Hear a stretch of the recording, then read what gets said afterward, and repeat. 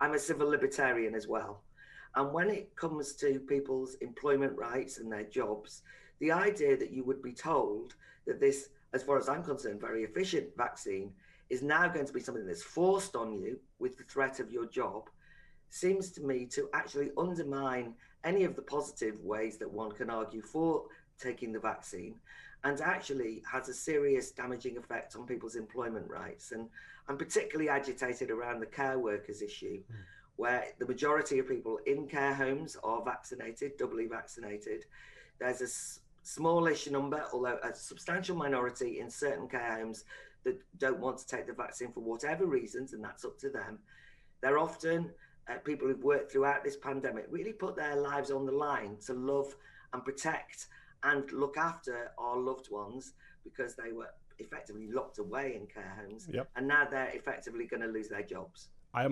It will come of no surprise to you that I'm obviously in agreement with you. But what would you say, Claire, to people who say, look, you're working in the care profession, you're around vulnerable people every day, it's up to you, it's your duty, in fact, to take the vaccine. And if you don't, it's quite right that you should no longer work in that profession. There's an argument to be had there, but let's put it this way. That argument, that discussion hasn't been had in society, if you want, right? We've actually ignored it. But one of the most irritating aspects of this whole discussion was the government brought it in as a law very quickly, right at the end of Parliament, and they extended it from care home workers to anyone visiting care homes. So this could be the delivery guy dropping in food. This could be the voluntary choir that comes in and sings every now and then. They've got to have vaccines. The hairdresser that comes in once a fortnight off their own bat to help out, they've got to have the vaccine. So you kind of start to suspect that this is just a rolling out of mandatory vaccines for people. So you think this is the thin end of the wedge? It's the thin end of the wedge, but it's also the case that it implies that the greatest threat to the health of the vulnerable in care homes is unvaccinated care workers. Actually, the greatest threat that we've seen to those in care homes over the last few months, the last year and a half actually, has been some pretty draconian measures that has stopped people in care homes seeing their loved ones, enforced really horrible situation where if they went out for a day, they had to self-isolate for 14 days. Even now with the pandemic, one care home staff gets pinged or has coronavirus, and suddenly everyone's in lockdown. This is frail people, sometimes with dementia, locked in their room, not cared for. That is going to threaten their health, isn't it? And nobody cares about that aspect. So the only threat to health that anyone ever considers is COVID.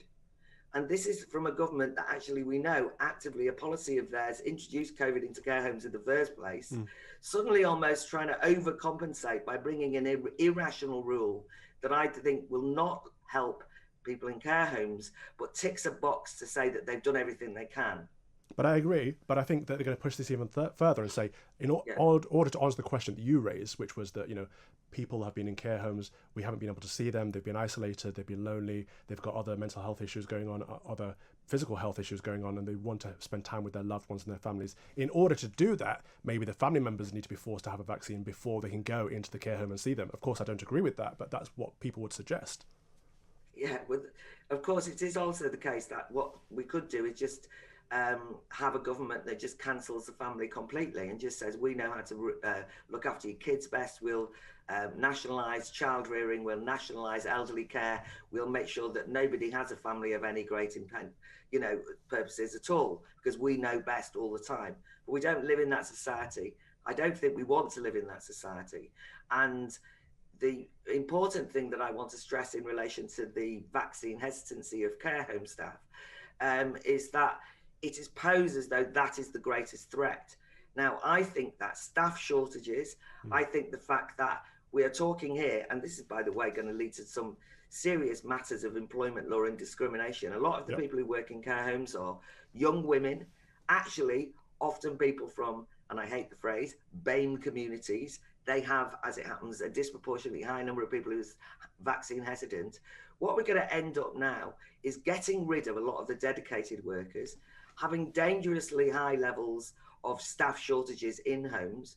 It's estimated that there's going to be 40 to 70,000 sacked. There's going to be almost 100,000 beds lost in care homes. Maybe homes will close down. And guess where the vulnerable will end up? In hospital. And guess what happens in hospital? A lot of people go into hospital without COVID and catch it in hospital. And we're putting stress on the NHS.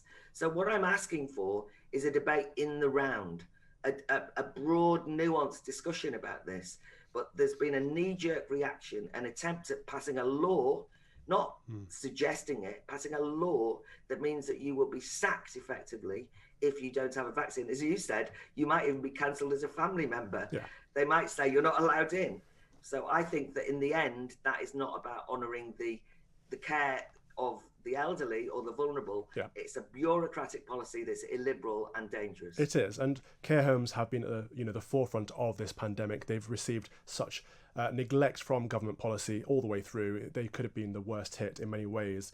And you're right that the debate hasn't been centred around care homes. So what can people do if people are against this forced vaccination of care workers? And we don't want to see staff shortages in care homes. Of course we don't. If people are against it and this law is being pushed through without debate, what can we do? Are these marches worthwhile going to? Are online protests and petitions worth signing? What do you suggest?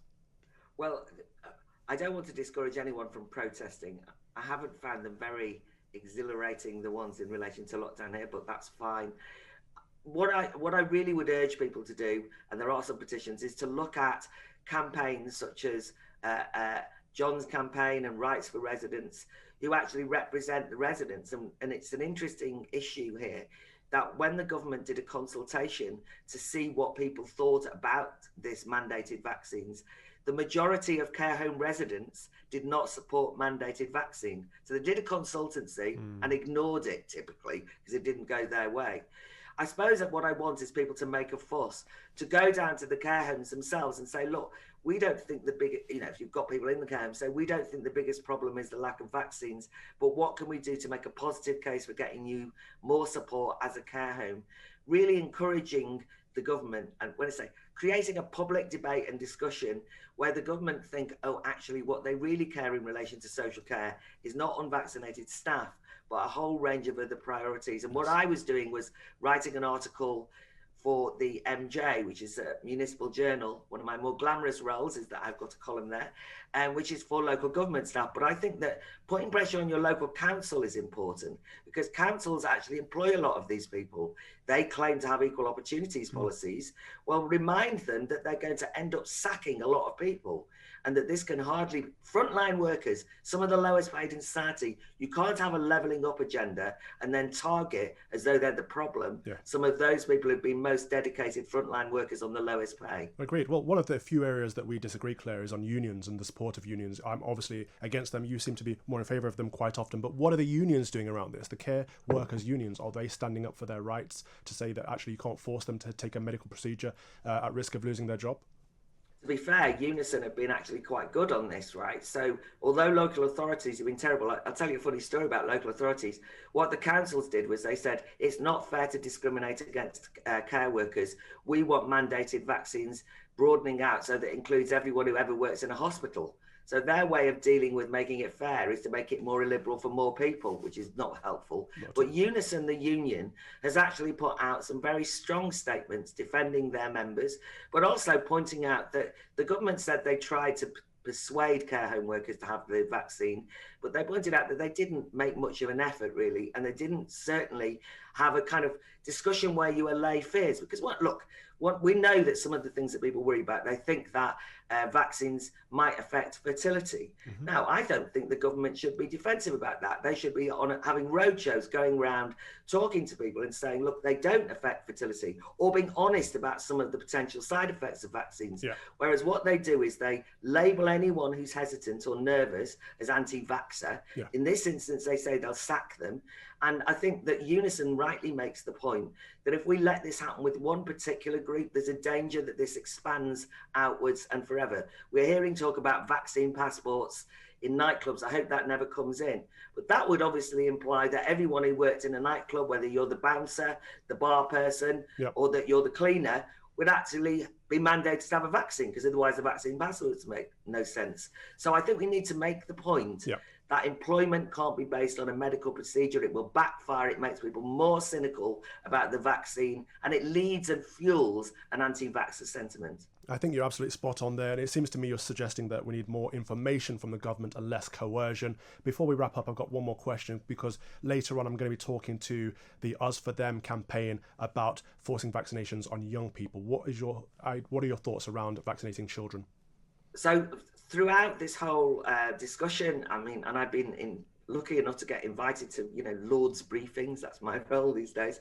And the JCVI have always made it clear in those briefings, as far as I could see, that the balance of risks changed in terms of age range. So it seems to me that young people do not need to have the vaccine to protect them at this time. But I don't think it's child abuse the way that it's been discussed. I just don't think it's necessary. One of the things that I think is absolutely no way should the government force parents to make their children have vaccines if the parents don't agree, because that undermines parental autonomy. And I know you're having a discussion about how that's happening in relation to the gender debate. Yes. But I absolutely agree. But it's also the case that I don't want to be in a situation, some people are calling for the government to ban all vaccines to all children. And then you get into very dangerous territory, because I don't think that's right either. And if you believe in parental autonomy and a parent decides that they want their child to be vaccinated, you've got to respect that too. So all the time, choice is what matters to me, that the government don't overstep the mark. Absolutely. I also think, on a morality point, by the way, that as vaccines for young people are not entirely dependent on them being safe. We know that in all of the evidence. Completely with you. They're dangerous, but they should be given to the developing world. That's what I was going to say, where people are dying for want of vaccines. Baroness Fox, thank you very much. Talking sense as usual.